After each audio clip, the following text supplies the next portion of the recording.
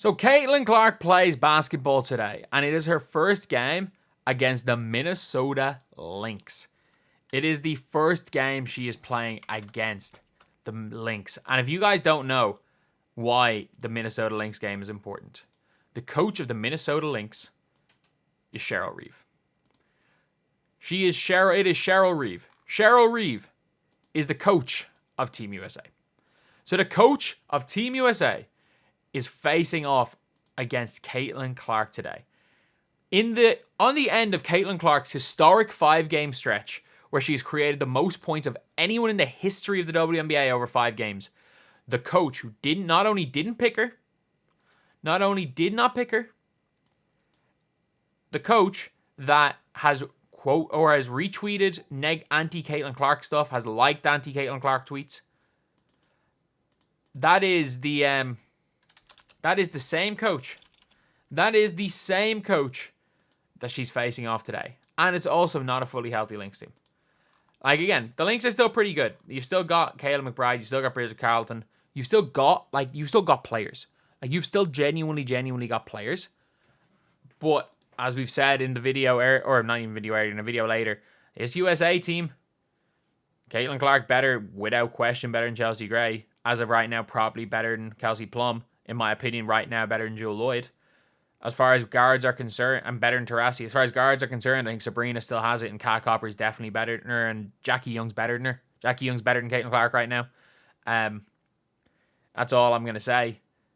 But she's now facing off against the Team USA coach. But before we get on to things, if you guys are new to the channel, subscribe. We are trying to hit 21.3k by the end of the day, and we are only 13 off right now. That would be absolutely incredible. But this is a big game for Caitlin. This is a big game in general. Like, with how Angel Reese has been playing for the Rookie of the Year, like, look, she's not going to the Olympics. We know she's not going to the Olympics. Should she be going to the Olympics? Yes. So I'm just, like, scrolling through right now. And if we look at the standings right here, we get the standings. And look, the standings shouldn't matter for Rookie of the Year, but we know that Rookie of the Year voters have said they're going to base some of their voting on the standings. The Fever have the potential to go 11-14. They have the potential to clear, like, to go 2 wins ahead of the Chicago Sky. And the Chicago Sky's next game is the Aces, so they're going to be 9-15. And then the Fever's next game is against the 5-19 Dallas Wings, who are not very good. Like, they are just not very good. So, if Indiana suddenly go in 12-14 at the break, like, if they can somehow do that, and go in 12-14 versus 9-15, with the way Caitlin's been playing, it's over. It's over. Like, so what is it? 12-14, which means there is 14 games left in the season. And in those 14 games, the Fever still have to play the Mystics. They still have to play the Sparks. They have to play the Dream twice. Although the Dream are going to be better. They have to play the Wings twice. They have to play the Sky again. So, like, of their last 14 games, a lot of them are against these teams right here. So, we're looking at a potential where Indiana end up with 20 wins. If they can win the next 2 and go in 12-14, that means through their last 14 games, you need to go 8-6. You're looking at potential for 20 wins. And there's no way in hell the Sky, who still have to play the Sun twice, they still have to play the Lynx twice, and it'll be a healthy Lynx after the playoffs, to be fair. So to Indiana, they have to play the Aces. I think maybe they might have to play the Aces once more. They're done against the Storm, I think. And yeah, it's going to be very tough. So record-wise, if the Indiana Fever win their next 2 games, I think it's GG's for Rookie of the Year. And do I think they can win today? Yeah. I think it's highly likely that they win today. Like, I don't really care what the odds are. Like, I was wondering, Fever Lynx odds. Like, it has to be a close one. So the Minnesota Lynx are favorites for this game. And I don't really see it. Like, the Lynx are beating the Sparks. And that's the only problem with the Lynx, is that it's like, it is the epitome, or it is the like, it's how, if old style WNBA could be perfected in how they play, that's how the Lynx play. Like, it doesn't matter who it is. Like, you've got Juhans coming in. Has Juaz coming in, putting up big points in games. Anyone can score on any given night for this team. And the Lynx are a weird team. Like, I watch them play, and I'm like, these should not be as good as they are, but they're elite. They're elite. And then you got Lisa Pili, who comes in and barely plays for a few games, and then bam, gives you 7 in 16 minutes. Like, 6'2", she is most definitely not 6'2". Probably not a good pick in hindsight, but this is a team that does fire on all cylinders, with or without Nafisa Collier. As good as Collier is, they are a team no matter what. They are going to continue to, like, they're going to continue to push, and just try to beat you down.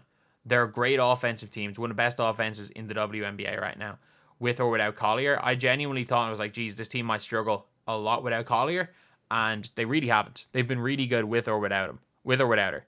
So, yeah, that's my take on this whole situation, is that this has to be personal for Caitlin Clark. She has to go full-on Gilbert Arenas.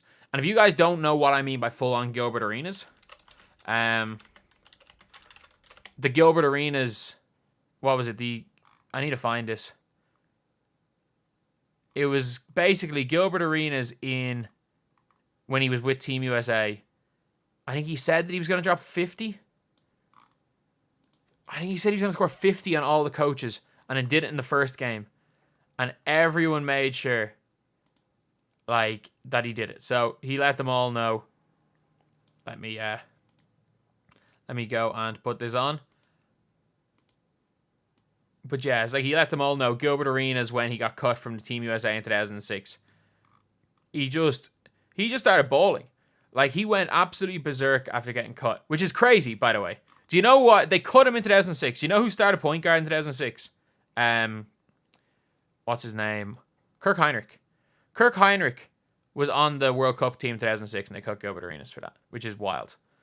But when they cut Gil let them know. He was like, listen, when I play y'all, I'm going to give you 50, I'm going to give you 60. And if I go back to college, Coach K, I would give you 70. Guess what he did when he played Portland? Nate McMillan, 50. When he played D'Antoni, 50.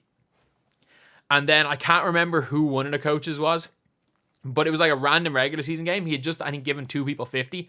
And everyone was like hyping up this game, like, oh my God, this is going to be the biggest game ever. Gilbert Arenas, absolute stinker. Absolute stinker. But she needs to go full on Gilbert Arenas. She needs to just go. Not even that she needs to give you 50. Because at the end of the day, if giving you 50 is going to lose your team a game, who cares? Who cares about the 50 points if you're going to lose? But it should be like, no, we're winning this game.